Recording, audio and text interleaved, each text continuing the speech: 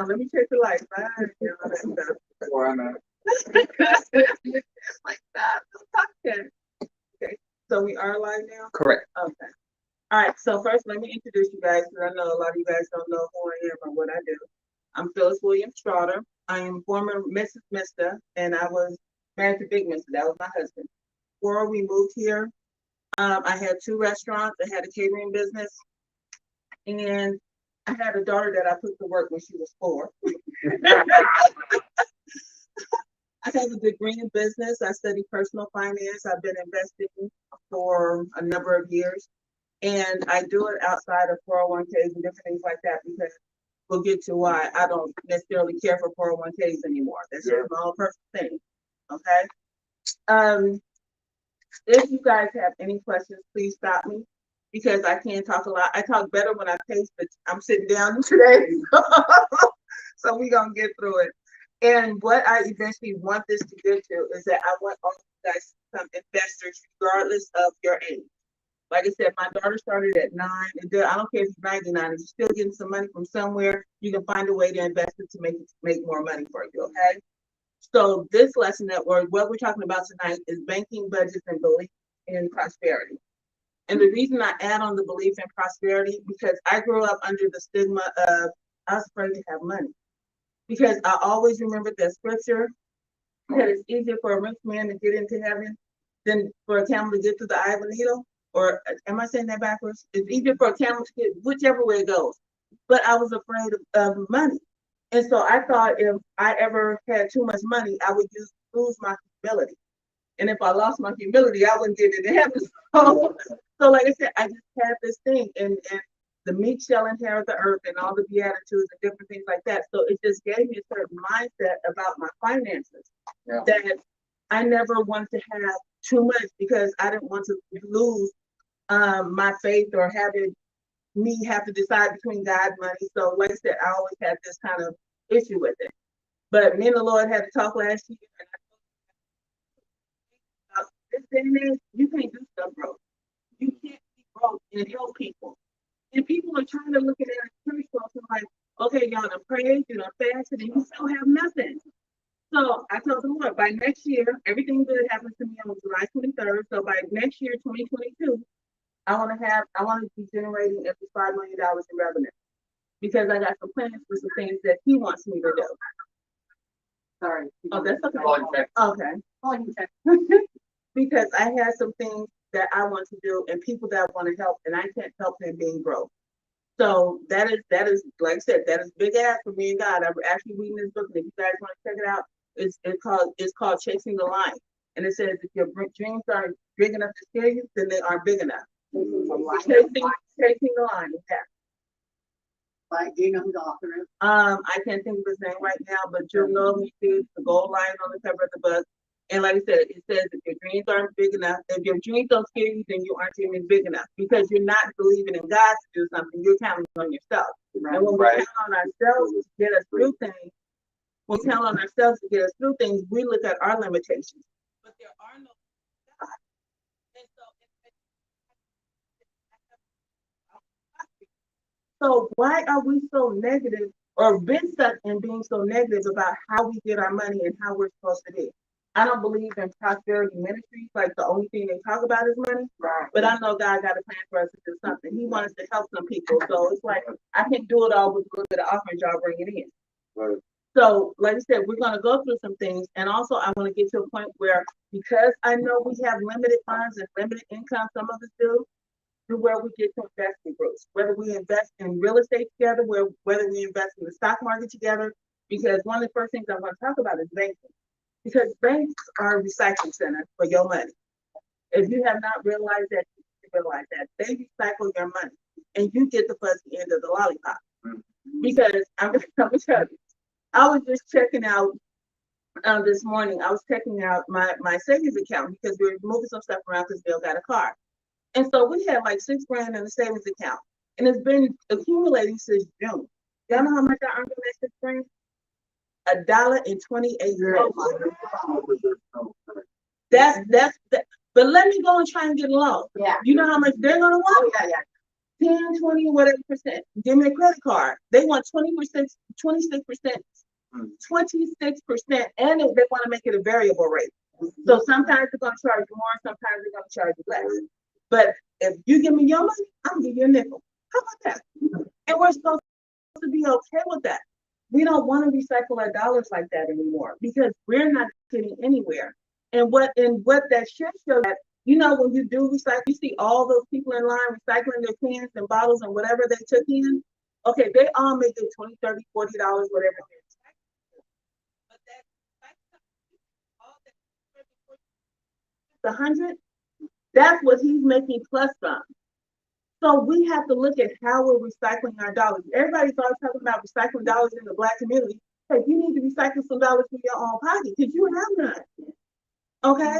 So it's not even about, like I say, recycling Black dollars, but it's about recycling your income and having your money work for you. And I'm telling you, the reason I do this and I'm so passionate about it and why I believe in it so strongly, especially coming together. Like I said, Morgan started investing when she didn't start a college fund. She started a retirement fund when she was 9 because she was working. Morgan started buying. Do you guys know? I know you guys know about Microsoft stock, right? Okay, I'm gonna tell you right now, Microsoft is trading for about $200 a share. $200 a share. Morgan started buying it when it was 60. All right. So even if she just bought one share at $60, and now $200, my child already made $140 based on my $1.28 I got from my savings account.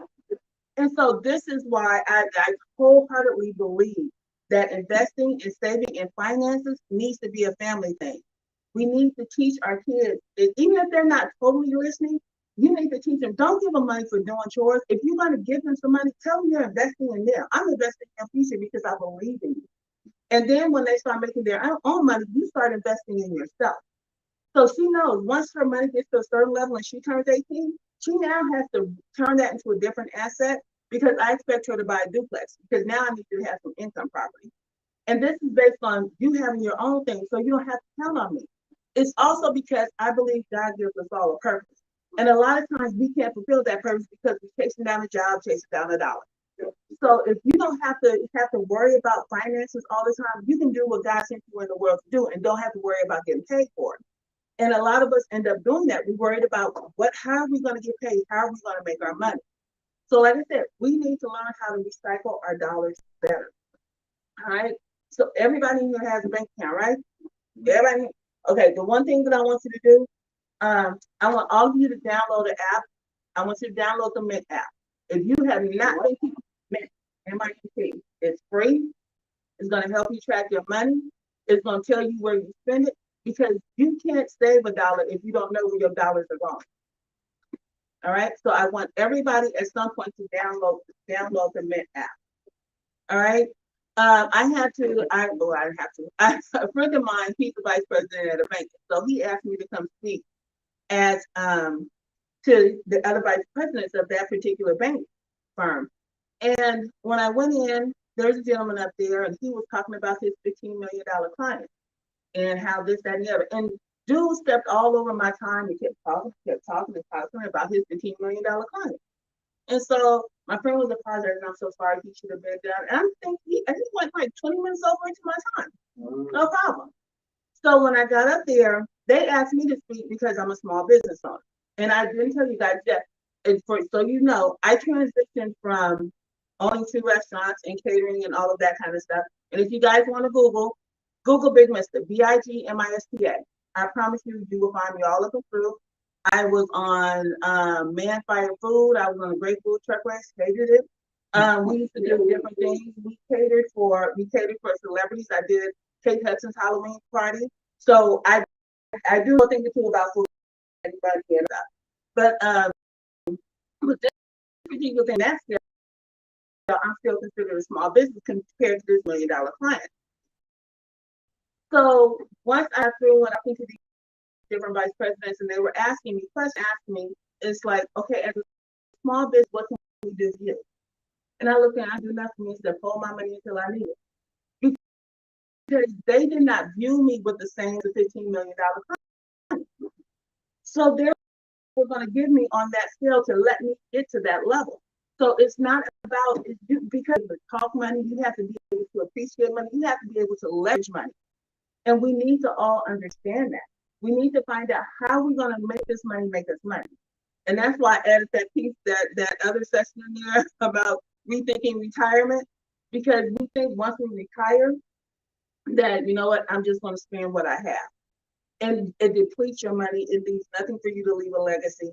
And it just goes down and down and down because you put it in all this time and now all they're letting you do is draw on it.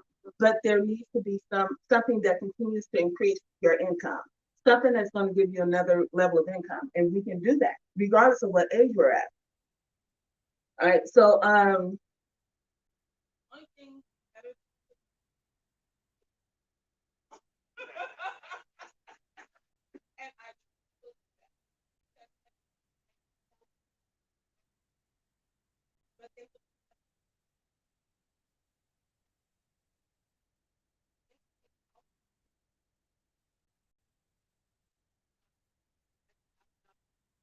I'm gonna use $1,000 and I'm gonna make me $100,000, and that's what'll happen. So because like I said, you're making that $1.28 on your savings, it makes no difference whether you stuff it under your mattress, in the coffee can, or whatever, because it's not working for you. It's not doing what you need it to do. All right. So when you start thinking about how you're going to process your money, like I said, when you start putting that Mint app on your phone, and some of you will have to, when you're married or if you have joint accounts, you're going to share an account. All right, because you need to, okay, baby, we both got ATM cards, and sometimes, you know what? My husband and I trust each other implicitly. I'm spending money over here, he's spending money over there, but then it's like, okay, where'd our money go? And I'm gonna show you something that we had to change. We've been here since August 2018, I'm sorry. And I actually left our restaurant business because I wanted to be a business coach. I wanted to coach kids on starting businesses, not just investing, but starting businesses. And I ain't gonna go into the whole thing, but oh Lord, I don't want full circle and I got something else to do now. But I actually closed down my restaurant was still doing well, but I didn't want to do it anymore. Food service was never my thing. Food is my husband's thing. That's his love, that's his passion, that's his thing. But my thing is raising people up to start businesses, to learn to invest, to learn to fulfill your financial side over here so you can go do what God needs you to do over there. And it's just like being in a church and so forth. It's usually the same people tithing and giving and whatever that's holding the church together because everybody else doesn't have any money. Okay, so we need to get to a place. It's like, okay, we're going to help our church. We need to do it in such a way that we can only get $5 a week or $10 a week or whatever it is. So, do you guys have any questions, any concerns, or anything like that? Talk to me. Not yet? Okay. All right, one of the things my mom used to say was robbing Peter to pay Paul. Have you guys ever heard that? We don't have to know that one. All right, so this is, like I said, this is why we have to start learning about how to recycle our dollars, because I get tired of people living from paycheck to paycheck. This is why payday loans have become so prevalent in certain communities. We have to stop depending on that to save our butts. So when I tell you guys to start setting up your budget, when I tell you to start checking on your banking and finding out where you're spending your money, I promise you, I had a Starbucks habit. I had one so bad that I actually put Starbucks in my budget. I had Starbucks and I sold off the stock and I had a big budget. I take Starbucks to the curb. Wish I didn't take the stock, but that's okay. Moving on. Morgan still has her share, so that's fine. But when you look at it from the standpoint of making your money work, making your money do something other than just sit there, then you start to realize where you're wasting money. When Neil and I got serious about our finances again last year, and we were sort of living paycheck to paycheck. We weren't setting anything aside, but we had to. And you need to start small. Start where you can. It don't hurt so much. You got to look at it is like I said. I dropped my coffee habit down to $50 a month. I dropped it down to $50 a month, and we started off small, regaining what we were doing with our finances. Neil and I He got $25 a week. I got $25 a week. Morgan got $25 a week. And we started investing. Okay? It just started with $25 a week. $25 a week. That was it. Because that did not hurt. And so you figure that's $100 a month right there. Or for the both of us, that was $200 a month. That putting back to put to work for us. And Morgan, the type account we have for Morgan's only allowed to put aside $2,000 a month into her investment account. So she now gets $35 a week, which works out to her $2,000 a month. And I'll tell you about the different accounts that we use to invest, and you'll end up picking the one that's best for you. The one I want you guys to start out with, and I'll give you a link because it's going to give you like $5 or $20 to start with. And when I get your phone numbers, I'll text it to you so you can just go ahead and sign up. And it's Stash. Stash is one that I use. And Stash is one that I use. Morgan uses E-Trade, and we also use Fidelity. So there are different accounts that you can use when you start investing. All right. So like I said, when I give me your phone number, I'll send you the link, and it's gonna give you, I think, $5 to $20 after that. So you're not even starting with your own money. If you're not willing to start trying to invest in somebody else's money, then you're a lost cause. If you're not willing to play with somebody else's money, then it's a lost cause. All right, but we have to get from the point where we're living paycheck to paycheck. Mm-hmm. And what we ended up finding out as we continue to put more and more into our budget, got more serious about our budget, and there are different types of budgets. I'm gonna tell you the one that we use. But the more serious we got about our budget, we ended up finding that now between our savings, putting away money for savings, the money that we invest, we went from that $25 a week, we now stash away close to $2,000 a month, and we still have the same income, about the same income we had back then. All right. Because you have to find out where you're wasting your money. We always say, oh, well, I don't have any extra money. Sweetie, how many times did you go to the convenience store this week? What is your habit that you think you can't live without? I had to start getting coffee at home. I prefer a macchiato from Starbucks, but instead I got a Keurig at home. I still think I spend too much money on coffee because I drink so much. But you can find the money. The one thing that I've learned is like people will pay for what they want. I don't care what price tag is on it. I have a friend that just bought you guys know that new phone that has two screens like that? He bought that phone. Y'all know how much that phone is? That's $1,000. It's $1,000. Oh, try a couple of $1,000 for a phone. But you didn't invest in anything. You don't have anything. You still rent. It's just like seeing people with Apple watches on and you're still on the bus. And I'm not saying that you should not have certain luxuries in life. But if you save for that luxury, then sweetie, by all means. But choose wisely. Don't be mad. My sister used to get mad at me because I would do certain things. My sister was on disability for many years before she died. And I would go out and I would do stuff. My sister, she was one of those, she was clean from head to toe. Yeah. And that's in her mind, that's what she's supposed to be. But then she got to call me, can I get some money because I need to get my medicine? You know, shoes, why do you need my money? And that's what we end up doing. We buy all the stuff that we want, but then we try to borrow money from other people to pay for the stuff that we need and get mad when they don't give it to us. That doesn't make any sense. And so when we start paying attention to, you know what, I really didn't need that. You know how I rebooted my savings and my mindset and so forth? I had this god awful ugly bracelet.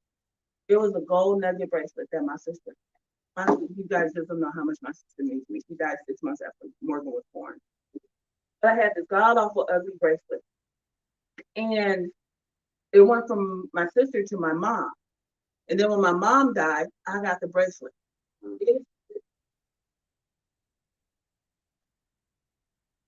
part with this bracelet. I had pawned it one day and I took $300 because we were going through some things, and I took it to the pawn shop and I got $300. This is the first time I ever did something with the pawn shop. And you know what? I thought that was just the most ugliest thing in the world. But it has sentimental value. I love him right to death. it's not even that at that point that I needed the money, but I knew I didn't need the bracelet. And I took this place here in Oregon that's not a pawn shop, but they buy gold and silver. Then it's called SOS. I don't know if you guys know where that is, right there by Subway. I took that bracelet over there and I got $900. I took that $900 and I invested it. Okay. And from there, I took all the different pieces of gold that I had around the house, stuff that, like I said, I had some sentimental attachment to it, but it was doing nothing for me because I don't even wear most of the jewelry that I have before. And I take all those bits and pieces, and after I finished gathering up all the stuff that I thought that I could take to this man and get some money for,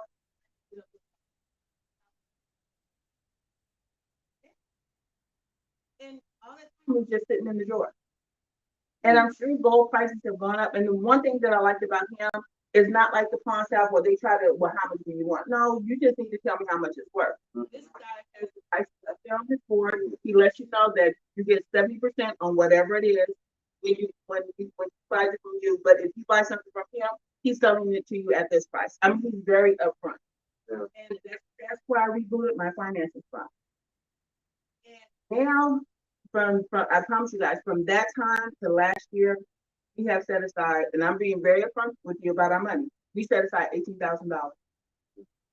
So you can find the money when you go looking for it. It's when we continue to be wasteful, when we continue to not acknowledge that, you know what, I don't know where my money is, really. It has nothing to do with you having a minimum wage job. Yeah. Don't let that be your excuse. Don't sit here and let Uncle Sam hold on to your money because you decide, you know what, I want a big tax refund. That's what a lot of us do. And I used to subscribe to that, but I've also I was also H&R Block tax preparer. I did that for so I'm paying taxes. And I promise you, anybody, if you ever want to get over your fear of money, go learn how to do taxes. When you find out that what you're actually supposed to do at the end of the year, you're trying to get to a place of zero. Mm-hmm. You're trying to get to a place where you don't owe Uncle Sam and he doesn't owe you. Because you should have taken all that money that he was going to hold for you, that $4,000, and invested it in something. Like I said, don't put that part in the coffee can or under the mattress or wherever you're going to hide it. It should have been. Okay? So when we sit here, I'm married people because I want a big chunk of change at the end of time. Because trust to know, if you owe Uncle Sam at the end of the year, money, he's an inch. But let him owe you at the end of the year, I'm just going to give you what I owe you. We have a jacked up mindset around money, and it needs to stop. We need to learn how to talk money. We need to understand our finances. We need to be looking at however you look at the financial pages. Whether you're looking at Yahoo Finances, whether you're looking at Motley Fool, whoever you go to. I used to read Wall Street Journal. I don't read it anymore because it's just too damn expensive for a piece of paper where I only want the financial section. But you need to learn to talk money. Money is a language, and it's a language we all need to understand, and a lot of us get neglected in that feature. So when I tell you that, you know what, Julie, I want to see you be rich, I want to see you be rich, and you do it before you check out of here. You just got to find out. And like I said, if we get to a place where we bring trust back into the equation, if we decide, you know what, everybody got $10 a year they can spare. 10, 20, 30, 40, 50, 60, 70, 80. That's $80. But when you start trying to do your 10 by yourself, I told you guys Microsoft is $200. You got $10 to put on. You know how much you're gonna get of it?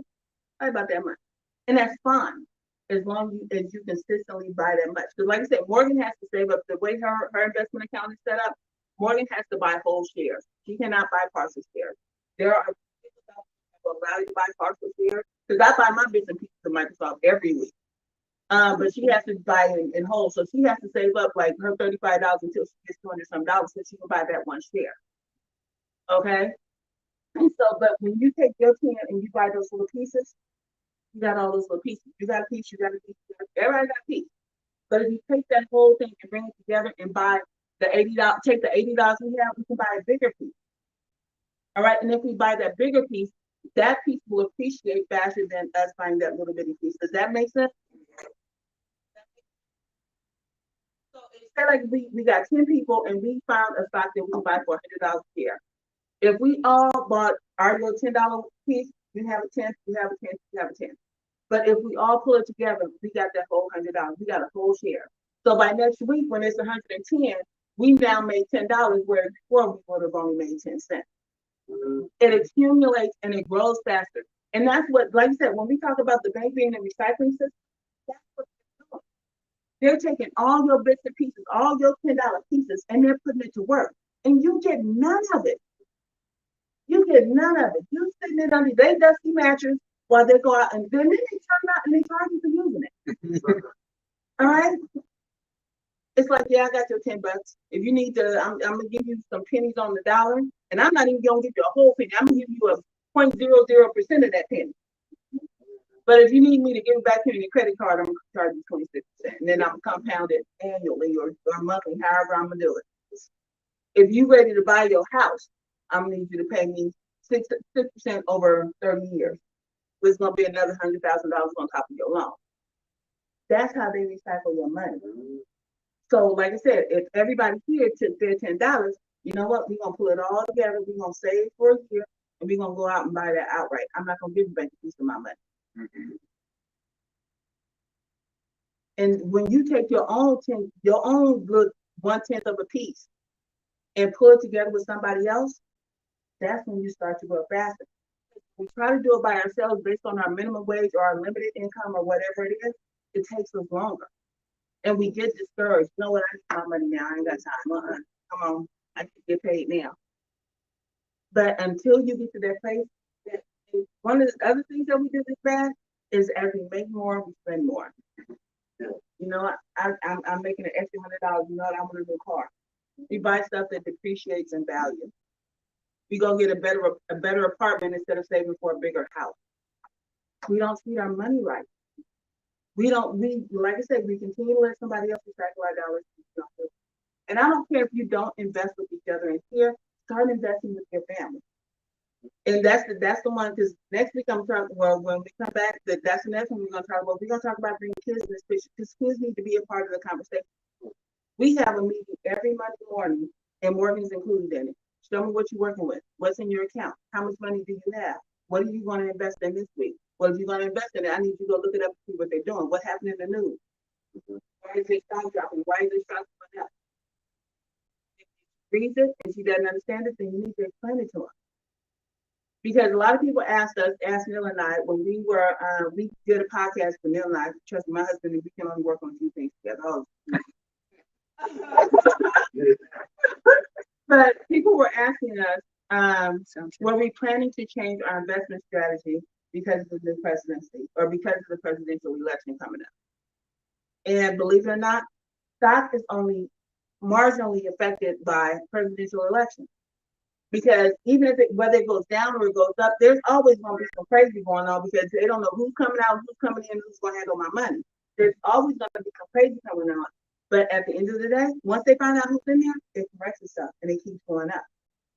Like I said, Morgan started her Microsoft. My daughter is just so you guys know, my daughter is 13 years old. Morgan owns Microsoft, she owns Starbucks, she owns Nike, and she has bond funds that creates income for her every month. She's 13 and she does not work. I showed her last month. We were looking at her investment statement from last month. Morgan had made $500 in a month. And she's 13 years old. And she needs to understand that this is an investment in you. This is not me giving you money. No, when I say go clean your room, I'm not paying you for no chores. I'm sorry. But I will invest in you. Because I want you to eventually invest in yourself. So it needs to be a family thing. Everybody in the house needs to contribute to something that we're going to grow. And not do it over some pettiness and fighting and all of this other kind of stuff. I was telling somebody the other day, my grandparents had all these acres of land in Texas. And my mom and her siblings sold it off. They just broke my heart. But it was because they could not stop fighting over property. They could not stop fighting over who paid them last time, who paid them this time, who got somebody, well, you ain't never paid, but you still get a piece. okay, we need to let go of some of the petty. Just make sure you find folks that got enough that's gonna keep a face here. However you want to do it. But like I said, we need to start building trust within our communities, within our families again, and start coming together to raise each other up. Like I said, if you don't have a large family, believe it or not, I have a very big family, but I have a whole lot of steadiness in my family. But it's getting to that point, you know what, you got to do something better for our kids. I have a set of friends, and we have kids in similar age. I think Morgan is the oldest, but see, I'm a late bloomer, so I think differently than most parents. I had Morgan when I was 42. She is my only child. Okay, so when I have friends with other kids, you know what? Because I know what I want for my daughter. I want my daughter to be able to travel whenever she wants to, and not have to worry about, okay, mommy, I don't have any money. Can you give me some? No. But if she has enough, I want her to be able to take a friend with her. So can we start an investment group for these kids?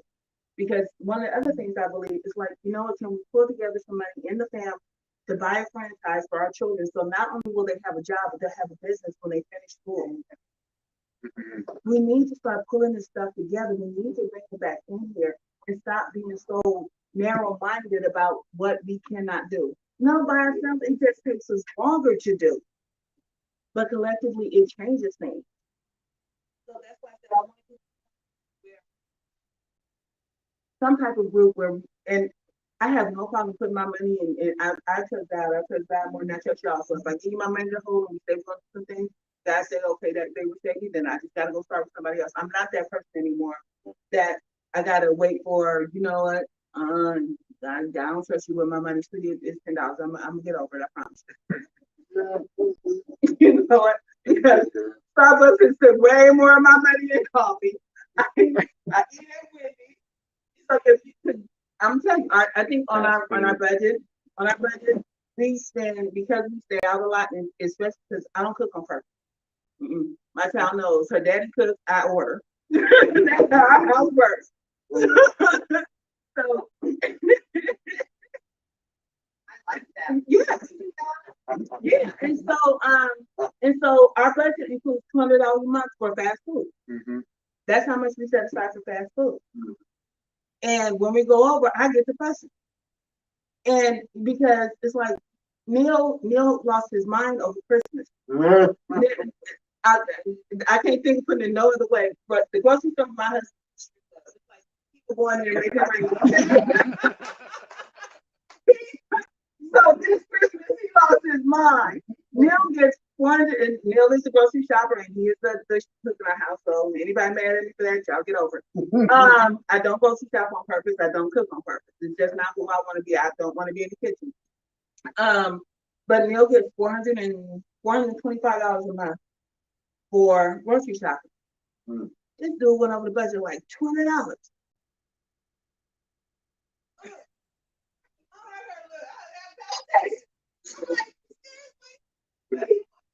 But food is a thing. So you know what? Don't excuse Google.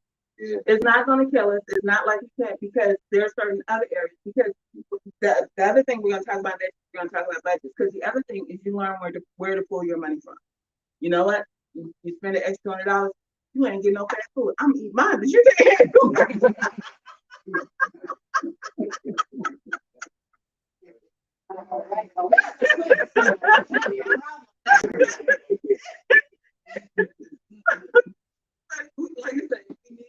so once we get past the banking thing, we have to get on our budget. And that's why I told you all to put the Mint app on your phone. Use it. And use it. It's on my phone. Mint, M-I-N-T. Okay. So put that on your phone, and you're going to link it to your account. And once you link it to your account, you're going to see where your money is falling. If you only have one bank account, that's fine. I don't care. But put your bank accounts, your credit card, your investment accounts, all of that. Wait, your bank account, your credit card. Right. If you have any type of investment account that you track, put that all in there. I don't have an investment account, but I have. Okay, you don't have one yet. Yes. Okay. You don't have one yet. You're gonna have one before we get done.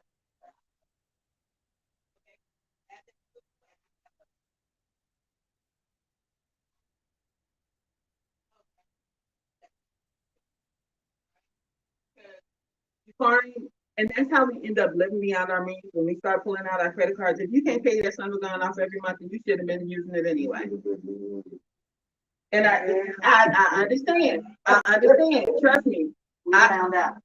I personally cannot tolerate credit because I got credit limit and you end up being stuck behind that 8 ball for way too long. So, You know what? huh? You don't have credit. I have one credit card. It's only $300. That's all I need. And I just use it for gas because I want to track my gas surplus from everything else because I write off my mileage. But I can't handle credit. I already know. I get in trouble. I have recovered like 3 or 4 times from being caught up in credit. So since I know that took that eye out, I had to cut credit off. Yeah, Cindy. Can I ask you a question now? Yeah. I know you just accept one credit card, but I know sometimes hypothetically, if you're traveling or going to some hotels, they don't take, they want to have a credit Yes, card. they do. Yeah. And That's the catch 22. I agree with you. Like some credit cards, 29%, and some of them, if you got good credit, it's almost zero. But wouldn't you, like I said again, if you're trying to fly, going to rent a hotel, everybody wants to have credit cards, don't they? okay, you should have. I'm gonna say you should have at least one credit card. But the thing that I found out that because I've been trying to raise my credit score, and you believe it or not, credit cards are a game. Yeah. They are a game. And what it is, once you get minutes, it's gonna show you. They'll tell you your credit score is affected by how much of your credit you use. They'll give you a $500 limit, but the credit card rating companies will tell you don't use any more than 30%. When you use over 30%, that's when you drop your credit score. And so then you now have to get it back up. And I understand because we went to LA for Thanksgiving, and so we had to rent a car, we had to put the car. And like I say, my little thing only had $300. So what I did with hers is I actually I prepaid for my rental. I prepaid for that one, and so whatever deposit they needed, they put it on that. And then now this is the other thing I'm a firm believer in. If you're going to get a credit card, one of my favorite credit cards is American Express, believe it or not, because they want their money at the end of the month. But they give out some great points. Oh my God, they give out great points. That's the only other credit card I had when we had our business because we used to buy all of our stuff, our meat, our supplies, and all those different things. And I used my American Express so much that I had enough points to buy a washer and dryer. A nice one. Okay. So if you're a business user, a business owner, and you have certain supplies that you have to get, and you normally pay for those things in cash, use your credit card and set the money aside. Get those extra points because then you can turn around and use those points to buy some other stuff for your business. And then take that money that you set aside that you would have spent and pay it off at the end of the month. Where should I put that money? Because if I got access to it, what's that? Give it to your mama then. Okay. Okay. All right. Give it to somebody that's not going to spend, and he's not going to give you any crap about giving it back to you when it's time to give it back. Well, you give it back, but only under the condition that I tell her. Yeah. And so if you find that, because when we get to the budget part, we're going to talk about how people handle their budgets and where they put their money. But if you know that you're one of those people that that was so much that you have because you put everything on the credit card, then you have, like I say, that takes a minor adjustment. It really does. It really, really does. Because sometimes I'm like, okay, but I really have my credit. And I'm still working on some issues with money. Like I said, we just had to buy Neil a car. We paid cash for it. But it's like, oh man, I hate to see my bank account go down. It hurts my heart. It hurts my heart. But it's still better than having a monthly payment and paying all the interest and all of that other stuff. Okay? So like I said, that part is a mind adjustment. And you just got to do it a little at a time. Because if you try to do it drastically, I promise you, you're going to mess up. You're going to hate yourself. You're going to be mad. Start messing up all over again. And that's not what we want. So make it a gradual thing. If you know that you can set aside $100 a month, then start with that $100 a month. All right, put it in separate bank accounts. Don't link your savings account to your checking account at the same bank. Our checking accounts over here, our savings account is at Banner Bank. I hate Banner Bank personally. If y'all listen, I'm sorry, but they're not my favorite bank. but that's where our savings is, because I don't want when my checking account gets low, that I automatically, oh, just move some money over here and because then what was the point of saving? Correct. All right. But like I said, if you have a business with an American Express card, take advantage of those points. Definitely, whether you use them because sometimes being a small business owner, you don't get to travel, you don't get to take too many vacations because you're broke, right? And you're still trying to put everything you got back into your business. So when you accumulate those points, well, I got enough points for a nice hotel and a plane ticket, and I ain't got to pay for nothing out of pocket. My points here for me. I'm gonna take the day off just because I can. I don't care if you don't accumulate but enough points to go get a massage. Do something. That is your money working for you. Okay. So at least if you manage credit properly and you think you can handle all those credit cards, by all means do it. That's on you. But I just know me personally, I just need one because, like I said, I get anxious when my bank balance starts to get low. Even though I knew had I just paid for it, my bank balance still would have gotten low. But it's like now I got a choice. I can leave it over here, or so you know what? Just the one with a low limit. Okay. So now we're gonna start talking about budgets. Do any of you guys budget your money? I budget around what I have to go out for expenditures on a monthly basis. Okay. I believe in using as little money as possible, especially now. I had everything stripped down, you know, I got a cheaper phone bill, I got a cheaper cable bill, I had to do all that because I found out I was getting sicker and sicker. Okay. And this is something a lot of people may not have to struggle with, but some of us do. I went to the hospital 5 times because of the job I was on. Okay. Being out in the did something to my nasal passage stuff. And to the point where I have 2 different VA and a different other kind, and they both the VA, it was stuff that they would cover, you know, because it's not something that was part of my 40% disability. Yeah. And then Medicaid I did not have because you can't have it because you're making, you see. And then the other insurance, well, they didn't pay for it either for the jobs because it was crap. See? So then you went in the circle.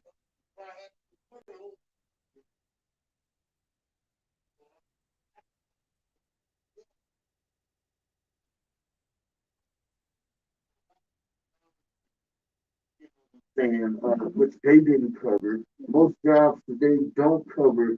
They give you so much sick pay and then they can't. They cut off. Mm-hmm. You know, they cap it off at a certain point. Yeah. So there's things like that alone, not to mention other stuff that I Like that? yeah. So like I was telling somebody today, see, after a while, sooner or later, if I don't have, that's why I was trying to do the DoorDash thing. Sooner or later, I just need a little bit of money. Yeah. Every month, but where I got to set up to keep that car and keep going as good as I don't need a whole lot. So if I can do that along with what I already get from the VA, then I'll be fine. The way I have it set up, but I had to sacrifice and trim everything. Okay. All right. See, and that's what going back to what I said originally. A lot of times, like we live paycheck to paycheck, and that's why we're setting up budget. That's why we want to start stacking our money because I'm tired of living paycheck to paycheck. Not to have to worry about am I going to have enough money at the end of the month. When we started correcting our finances at the end of last year, I did not know that we would find, it's not even an extra. Mm-hmm. It's not even an extra. How much money did I say we put aside? $1,400 a month. It's not even an extra. It was what we were already making. Mm-hmm. But we found out once we started budgeting and planning and creating how we want to spend our money. Seriously, we were wasting $1,500 a month. I know it's a whole lot of cute shoes out there and all that kind of stuff, but we were wasting that much money a month. And so just being able to find it and where you're putting it and how you're handling it is going to make a difference. And so, like you said, you need to get your place for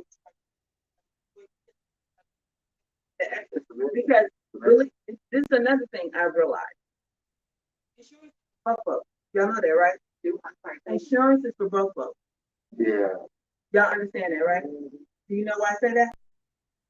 Only broke folks need insurance to pay for their medical bill. Rich folks don't have insurance to pay their medical bill. Now, when rich folks have life insurance or policies, like when business owners have policies of $2 million to $3 million policies, that's trying to recover from that and hire somebody else.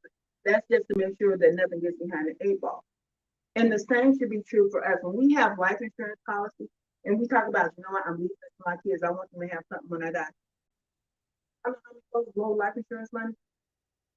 I had my cousin, when her mom died, there was four of them. I didn't know who else was there by then, but there were three sisters. Mom left the house. All right. So one of them, they decided to buy the other two out. She, not being financially savvy, decided she's gonna try and play this game. I'm gonna refinance my mama's house and I'm gonna go buy a second house and I'm gonna have some income. She lost both houses. Lost both of them because she didn't know what she was doing. All right. The insurance money blew through it all because she bought a bike for her, she bought a bike for this, she bought a bike for that, because she likes parties. All right. Then her son got hurt, you know, and it just makes me cringe when I think about people who count on settlement money because they got hurt. Oh, girl, when I get my money, I'm gonna do this and I'm gonna do that. She got settlement money, had a whole lot of people that she was supposed to pay back. Only paid back a few of them. She paid off her son's ticket, bought him a car, even though she still had a suspended license. Paid off her tickets, bought her a car. All this stuff just went down. She had $120-something thousand. Now it's still 6 or 7 of them living in the same house and barely surviving. And this is not what I want for people. I don't want to see this. And this is why when people ask me stuff, let me tell you, let's get you on a track. If I have to do it by myself, I don't mind doing it by myself. I know how to sacrifice. I know how to eat some ramen for dinner because I don't want to spend $20 on the steak.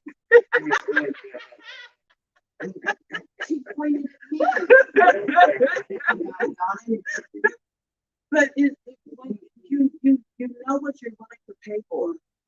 What's more important to you, some red bottom shoes or some? I don't know. Did you guys ever call the teacher your mom bought you from the grocery store bubble gum? Did any of y'all remember bubble gum? When you used to, I'm telling you, when your mom used to, Walmart. No. I'm talking about taking hard rails, all this stuff. We used to get our clothes from the grocery store.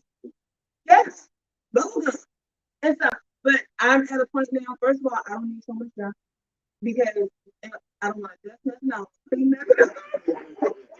I'm trying to scale down, y'all. It used to be, and even now, when I travel, and you know, you always want to bring something back from your travel. Yeah, bring back a memory. Because I used to ask people watch. Wherever I went, I would always bring her a watch. Then some skanky person stole all the watches I gave her when she died.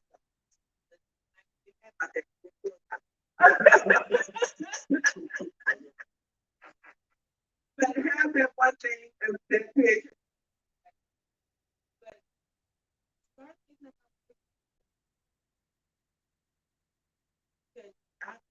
If we have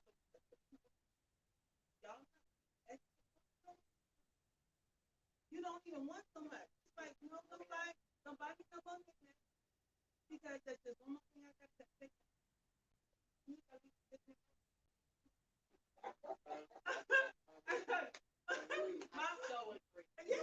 My Mother's Day present from I tell people all the time, I don't do Mother's Day. I'm a mother 365 days a year. You know what Neil used to do Mother's Day? He got me a hotel room with a jacuzzi tub and him and Morgan stayed home. That was my Mother's Day. Okay, and those type of things that you sometimes need to get away. But I'm getting off topic. We're talking about budgets, okay? Your budgets have to be specific. Now, my current savings budget is not specific. I just want to say, right now, I'm trying to save my emergency fund. Now, this is going to trip a lot of y'all. Most people will tell you, when you start creating your budgets, they tell you to pay off all your credit cards before you set up your emergency fund, don't they? Have you guys heard that before? Yeah. They tell you that. Don't start saving until you pay off all your debt. I'm saying forget all of them. Okay. Because what As soon as you get in trouble, you run right back to that credit card. So my thing is, if you have enough money, split it, save some and pay down the debt. And work on both at the same time. So then if an emergency does come up, you have this cash over here and your debt is still low. And you don't have to worry about running it back up. Because I promise you, any financial person you talk to knows you need to pay off your debt first, because then that way you have more to save. Not my belief. Now you can go that route if you want to. Because every time you think you have an extra dollar, like, no, but you gotta pay that credit card. You gotta go pay that credit card. You gotta go pay that credit card. And granted, you will pay it down faster if you just pay that. Like I say, if an emergency comes up, where's your emergency cash? Right here on this credit card. It's running back up to 26%. Okay? So my advice, if you have enough, I don't care if you pay an extra $20 on your credit card to bring that debt down, split it. Put $10 over here and put $10 that you can on that credit card and pay it down.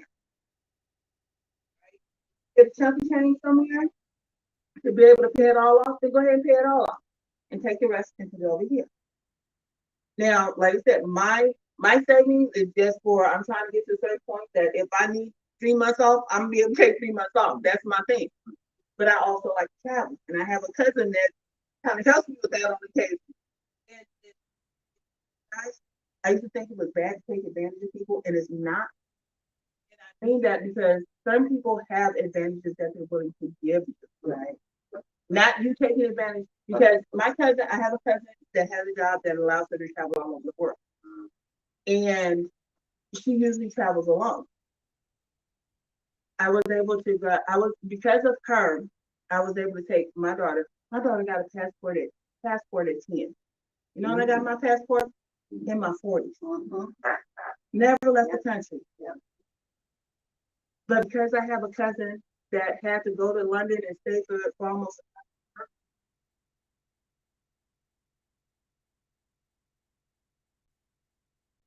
all I had to do was buy a plane ticket. And if you find people like that let you know what, I gotta go here for work, but it ain't nobody in the room. You wanna come on and stay, come on and stay. Because sometimes we need that break. And if you find people that and like I said, I look at it as a blessing. I feel bad that my husband used to have to stay behind, but I still go. She had to go to Singapore. I went to Singapore. Was never something I thought I'd do. And had I tried to do it on my dime, I still wouldn't have done it. So, because there's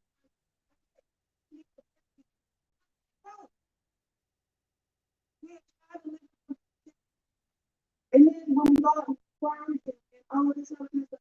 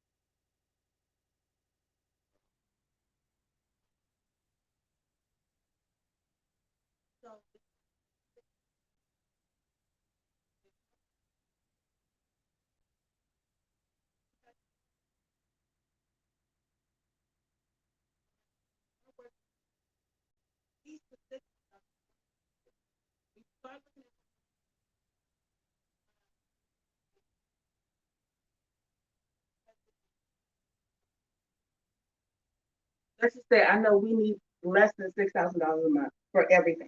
And the type of budget that we have is a zero budget. Okay, a zero budget means that every dollar has a job.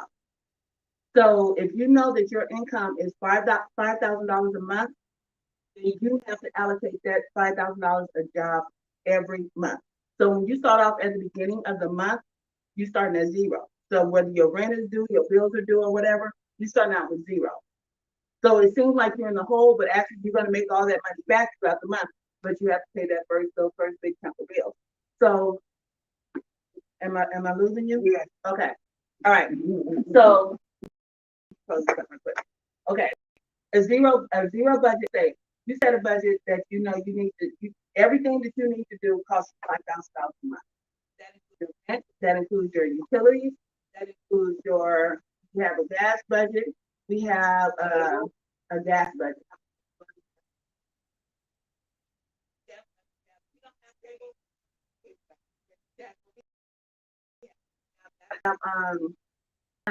The internet bill, we have, yeah, we have our $400 grocery bill, we have our fast food bill, we don't have a coffee bill anymore. We have our rent that we have here, we have our mortgage that we pay on our duplex, we have auto insurance, you have, if you own a home, we have homeowners insurance, everything adds up. If you take all of your expenses and you add all the necessary expenses, I'm not talking about things you want, I'm talking about that you have to do, things that are required. Add all of that up. So when you know your $1,000 a month, and you know your utilities run you about $300 a month, so now you know that's $1,300. You know you need gas to get back and forth wherever you go.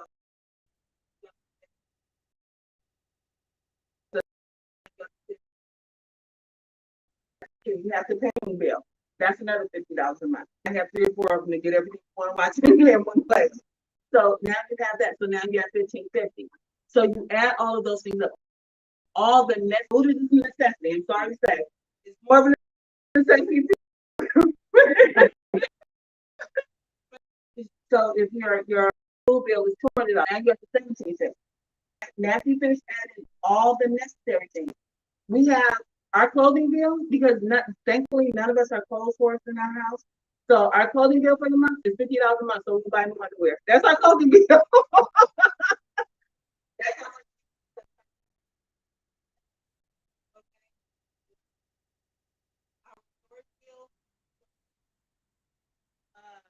Our is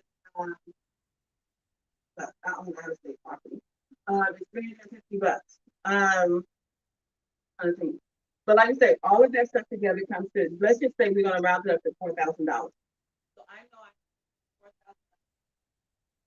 so I already know that I make $5,000, but this is all my necessary for the month. So this $4,000, so now I'm gonna take that extra $1,000 that I know that I have.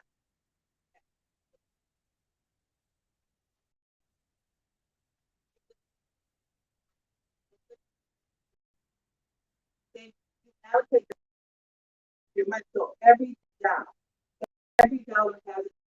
So it's like during the winter, our sun higher. So your heat bill gets higher. So over the long haul, most you're not gonna complete or you're not gonna use the whole thing every month. So now you gotta figure out where you're gonna put that money. So our storage bill, that's a consistent $219 a month. Dollars for utilities. So most of the time, it's about $200. So that leaves us with the extra $100. And like I said, when you start using the mid budget, you're gonna see how much that you haven't used. And that's how you know that you can spend an extra $200 on groceries because you didn't spend all of your other budgeted money. Okay? But everything has to have a job. It has to work for you. It either has to pay for itself or it has to go to work. It has to go out and make you some money. Or it has to be set aside for a break. Or if you set when you set specific budget and you don't see for something, say you want to, if you don't save for the whole month. Now some people use the envelope method. Have you guys ever heard of the envelope method? Okay, yeah. And I can't stick money in the envelope. It just hurts my heart. Yeah. I tell you, I'm still working on my issues. I promise you. But when if you're the type of person where you can write on the envelope and all if there's money left in the envelope, put it to work for you. Especially if you don't see nothing else. I didn't say you didn't want anything else. I said if you don't see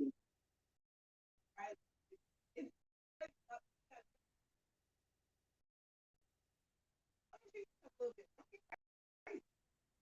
Love into something.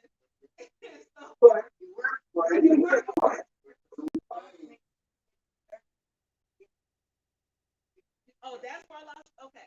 When I say that you have this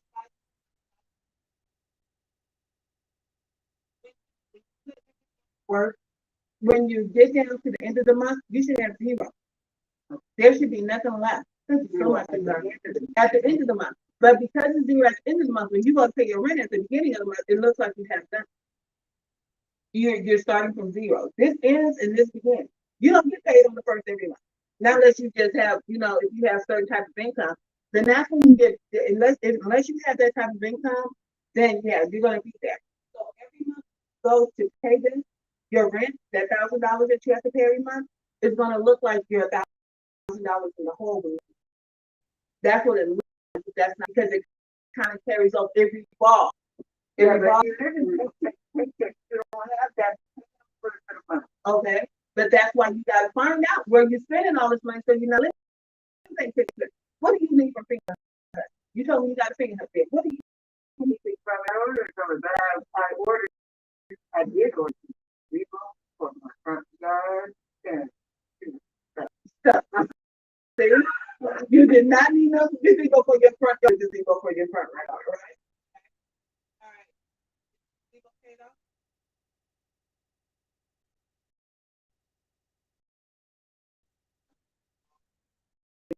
that is So you get rid of your finger. well, I'm working. Okay. How much? If you don't know how much is it?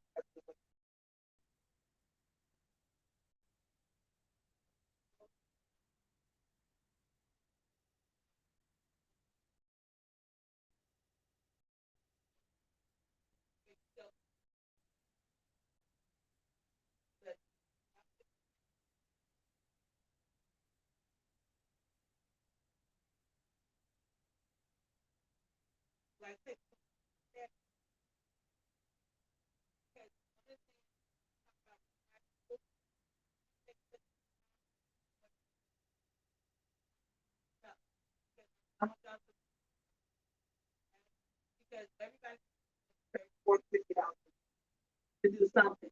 And if you take the money that you have and put it to work, I just made it off of my investments just last month. I think all of my dividends paid me like $45. Because what you try to do, Neil and I operate, what you try to do is continue to build your dividend fund, your income. So, okay, I made enough this month to pay off the bill. So now you start building up some more so you can pay off 2 bills. So now the money that you had coming in doing nothing is now making you enough money to pay off your monthly bill. All right. And so you a lot of people end up, if you understand, you end up living off of the income from your dividends instead of living off of what you had. My hateful relationship is so okay when we get to that point.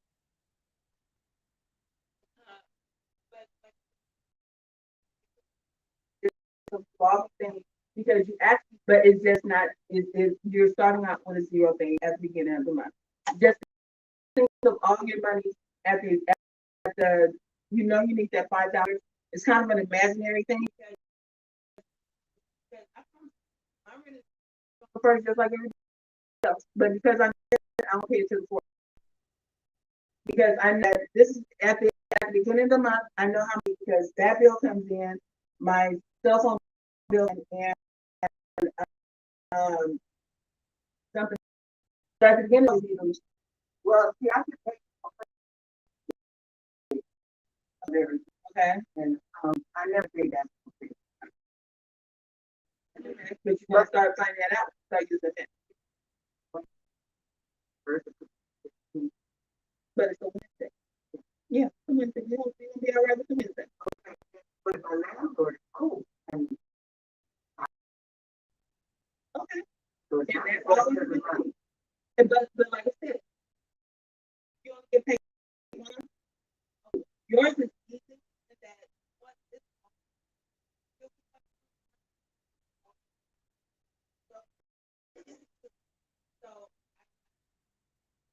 so being able to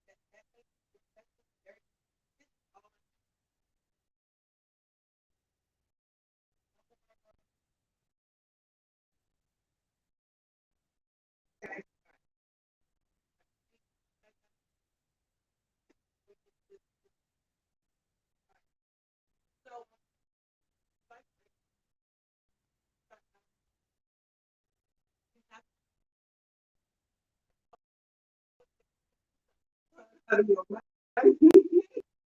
does not work. It does not. Because like I said, when overweight, I'm talking about generational waste because we all learn bad financial lessons.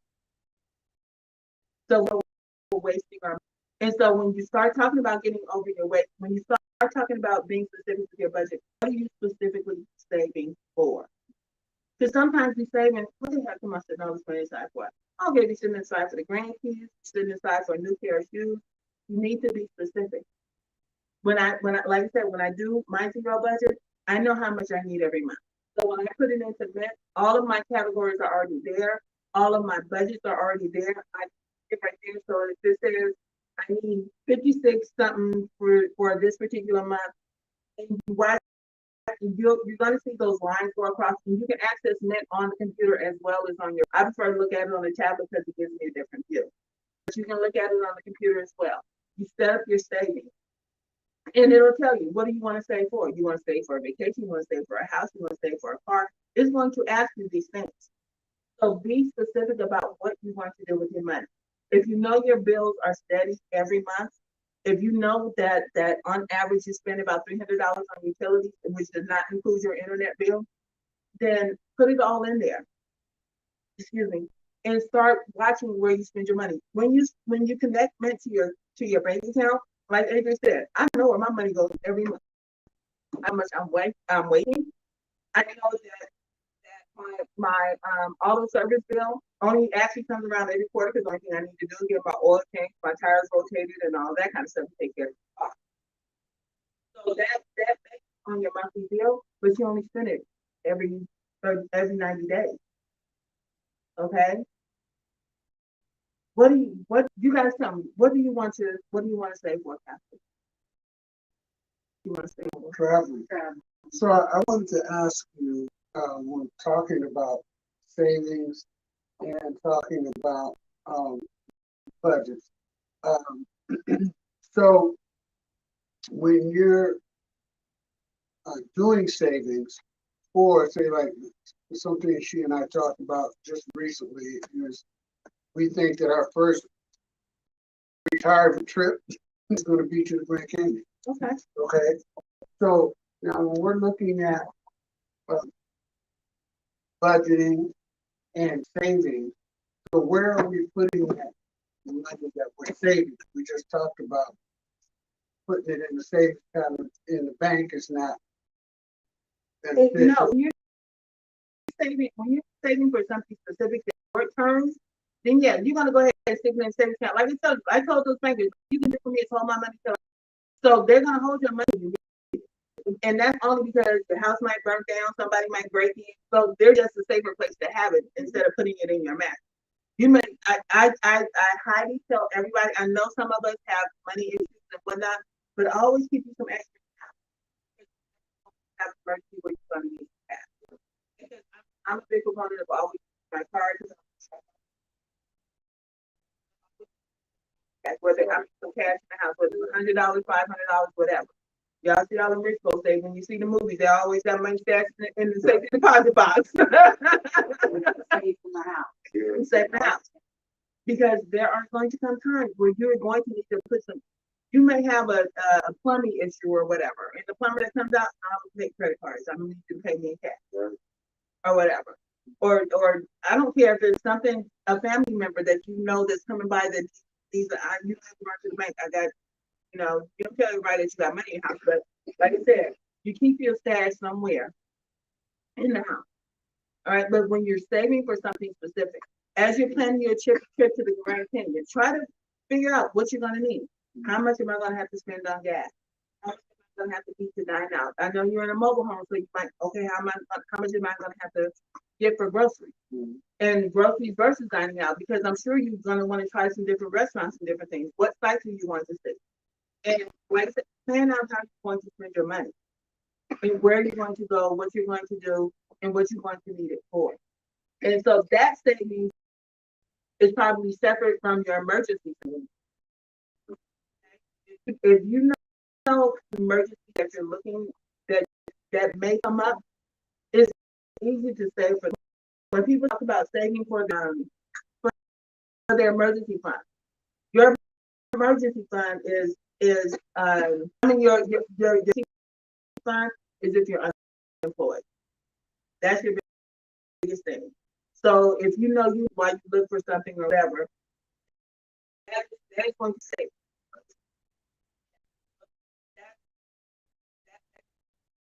But what time is it? I talk a lot.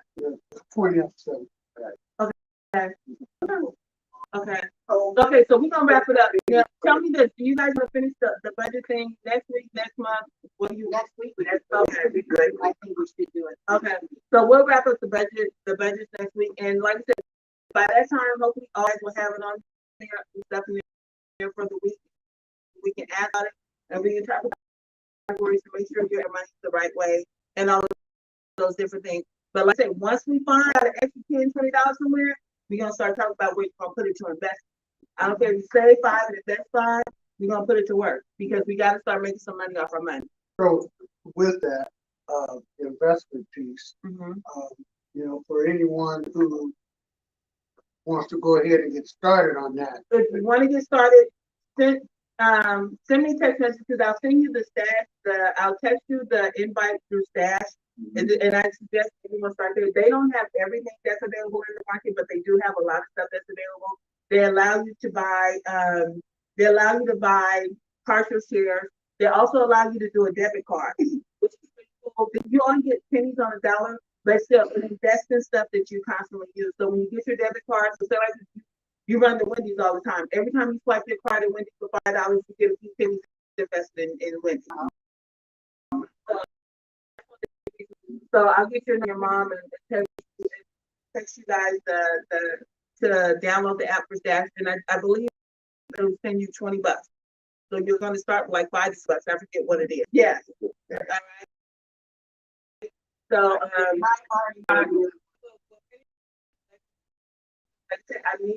need you guys to find out where your money is going and where you can find that extra money to start investing. Okay? You know yours is finger hut. And I'm just picking on you. Okay. Like I said, when I find out how much you're actually wasting on food, and like I say, dining out, because after you own a restaurant, you don't want to cook. At least I know I didn't. And so that was a big part of our budget and where we found a lot of our money. And when you start finding out where all of it's going, and you're like, I didn't even know I'm spending that much on that. Word out.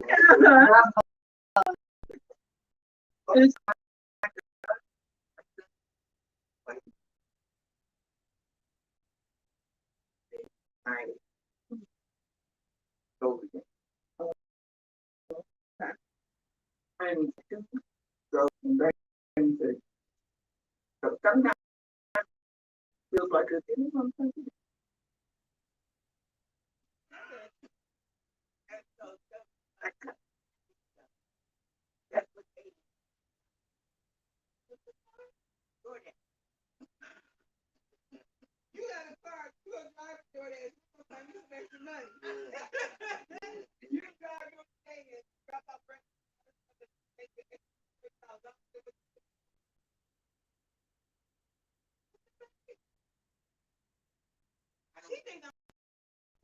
No, my grandson probably would not know the people.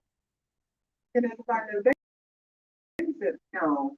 I know she mom.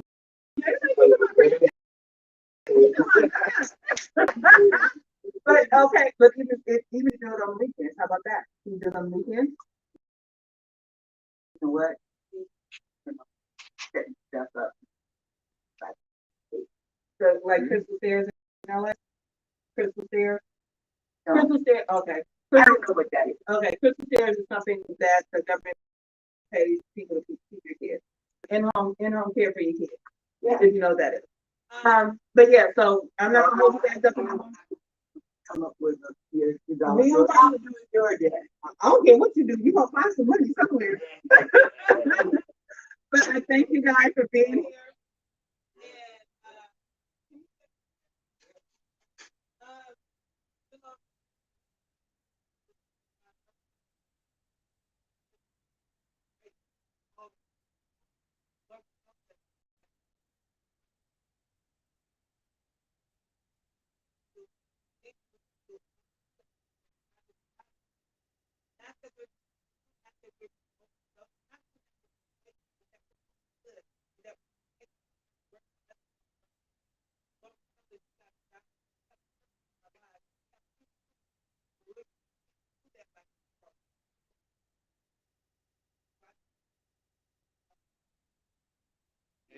Amen.